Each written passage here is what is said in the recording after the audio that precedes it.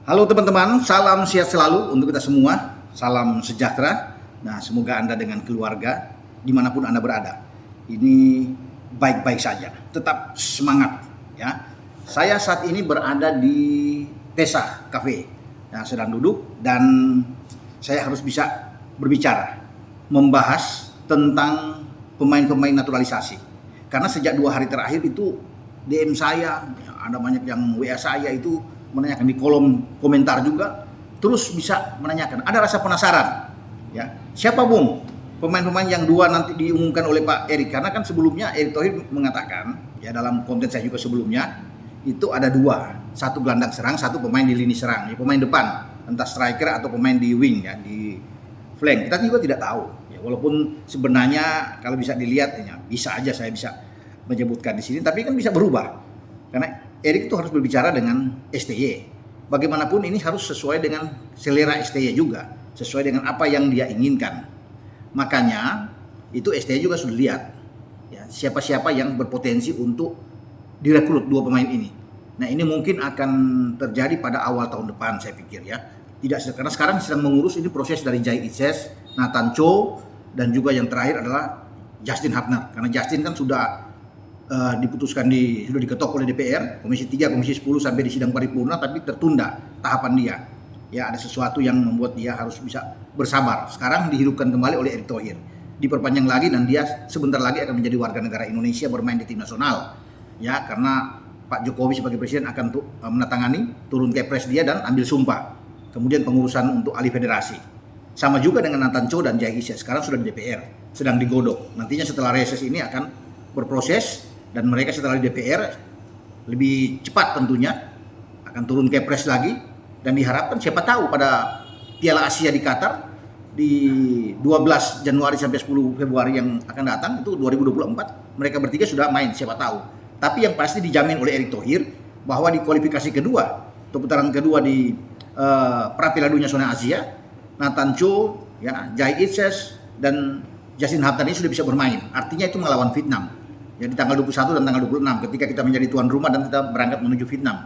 Ya, termasuk tentunya melawan Irak dan Filipina ketika mereka akan datang ke Indonesia. Nah, sekarang siapa pemain-pemain yang akan menyusul? Kan ada dua, ini rasa penasaran ini kan. Orang ingin bisa melihat. Arya Sinulinga, salah satu EXCO juga sudah memberikan ada kisi-kisi di sini bahwa pemain itu berkisar di antara 23 sampai 27 tahun. Sebenarnya saya sudah bilang, ada beberapa DM ya, kemudian kolom komentar itu saya udah bilang bahwa ini antara 21 sampai 27 tahun. Dan tidak meleset, Arya bahkan 23 sampai 27 tahun. Bahkan Arya itu mengatakan, ya kalau bisa dilihat di sini, ini pemain yang matang. Berarti bukan 20 tahun, bukan 21 tahun, bukan 22 tahun. Mungkin di atas 23 tahun kalau bicara matang. Bahkan saya mengatakan ini 25, 26 atau 27 tahun. Nah, kita tidak boleh untuk bisa berbicara siapa itu. Saya juga tidak bisa untuk bisa mengatakan ini karena saya pikir bisa berubah. Ya. Erik yang lebih tahu bersama dengan STY tentunya ya, untuk kalau kita sudah mengatakan A bisa jadi B, karena mungkin teman-teman masih ingat ketika orang sibuk dengan Mes Hilgers, tapi kemudian yang datang ke sini Jai Itzes ya, pemain yang sekarang bermain di Venezia dan sedang dalam pemulihan, dia di Serie B di Italia. Dan juga sama ketika orang membicarakan banyak dengan Kevin Dix, tapi kemudian akhirnya Erick Thohir itu menghidupkan kembali opsi WNI-nya dari Justin Hubner, pemain berusia 20 tahun yang saat ini menjadi kapten di Wolverhampton Wanderers, ya U21 di Inggris. Ya, orang kan tidak bisa menduga ini, sehingga proses bagi Kevin Dix ini tampaknya samar lagi, ya, agak menjauh, ya karena sudah ada Justin Hubner, belakang itu sudah penuh, sudah sesak di sana, karena ada Jai Itzes nantinya sama Nathan Cho. Setelah tiga ini, saya pikir orang ingin melihat, dan orang itu saya bilang ada rasa penasaran ini siapa itu. Nah, saya berbicara di sini memang tidak boleh untuk bisa mengatakan ya bahwa si pemain A sudah pasti, si pemain B sudah pasti, si pemain C sudah pasti. Karena tidak menjamin juga, bisa berubah. Karena semua ada di Erik, ya, ada di STY yang lebih tahu itu. Ya, karena kejutan-kejutan akan diberikan.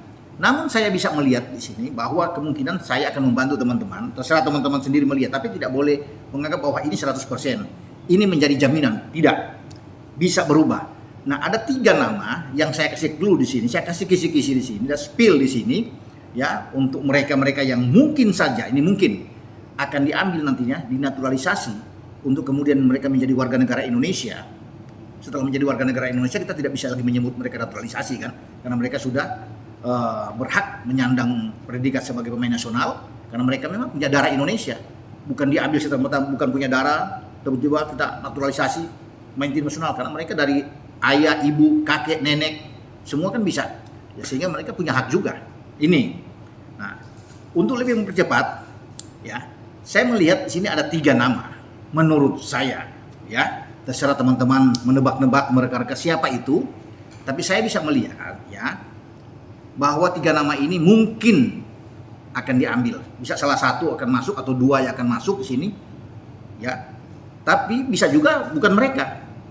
Akan ada nama lain yang muncul. Nah, itu yang saya bilang kan, tidak bisa menjadi jaminan utama, ya, bahwa apa yang saya sebut kisi-kisinya di sini kode nama atau ya kita bisa mengatakan misalnya saya Roni Pangemananto RP, ya, bisa saja berubah besok menjadi pemain yang lain dengan kode inisial yang lain yang akan muncul. Nah, karena kan sekali lagi yang menentukan itu Erick Thohir sebagai ketua umum PSSI dan juga STY. Ya, mereka yang akan melihat ini. Saya memberikan kode di sini kisi-kisi, ini versi saya, ya. Ini 3 nama yang mungkin saja masuk dengan usia yang matang untuk di lini serang, 2 di lini serang, 1 di gelandang, dia bisa bermain di gelandang menyerang, gelandang bertahan, bisa mengatur ritme permainan di tengah, dan saya rasa ini perlu, ya, perlu untuk kita dapatkan pemain-pemain ini, dan mungkin sudah disaku Erick Thohir, itu sudah bisa mengatakan, ya, sudah bisa mengatakan bahwa 1 pemain depan, 1 gelandang. Siapa dia? Kita tidak bisa menyebutkan, hanya kode menurut saya kembali. Pertama, ya, pemain tersebut berinisial R, ya, dan O. Ya. Kemudian pemain kedua yang menurut saya lagi ini I dan A. Dan pemain ketiga T, H. Itu yang bisa mungkin didapatkan nantinya karena mereka dalam usia-usia matang dan nantinya dinaturalisasi. Jika ini benar. Tapi kan belum tentu, sekali lagi. Ya. Ya, mungkin saya juga salah, ya, bisa saja. Karena sedang dalam penggodokan, pematangan nama-nama tersebut yang nantinya akan dinaturalisasi, tapi mereka semua punya hak karena mereka punya darah Indonesia dari kakek neneknya. Itu makanya mereka siap untuk bermain bagi tim nasional Indonesia.